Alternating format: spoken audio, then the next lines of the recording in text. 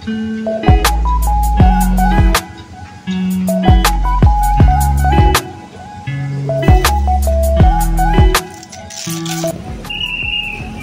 araw sa inyo guys. So for today's video guys, babiyahe na naman tayo bilang Food Panda Delivery. So sa ngayon guys, pupunta tayo doon malapit sa mga vendor para doon tayo mag-abang ng booking, para kung sakaling may papasok sa atin at mapipick up na natin kaagad. So guys, tara, puntahan na natin.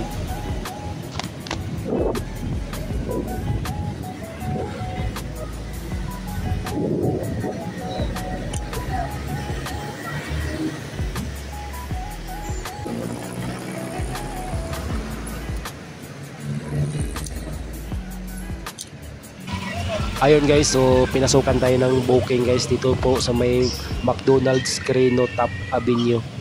Malapit lang ito sa may Quirino Station ng LRT sa McDo. So ayan guys, habang hinihintay natin yung order ni customer. So ayan pala guys yung mga kapwa ko delivery rider. Yan po sila. Naghihintay po yan sila ng kanilang mga booking or naghihintay ng pipick upin na order ni customer para i-deliver po kay customer. So ayun guys, hintay-hintay lang tayo guys. So ayun guys, na-pick up ko na po yung order ni customer guys.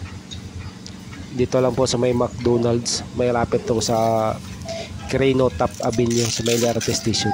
So ayun guys po, yun nilagay ko na sa aking box at ayusin ko lang po yung paglagay para hindi po matapon yung orders ni customer, lalo na yung drinks yan, at para maiwasan po na matapon.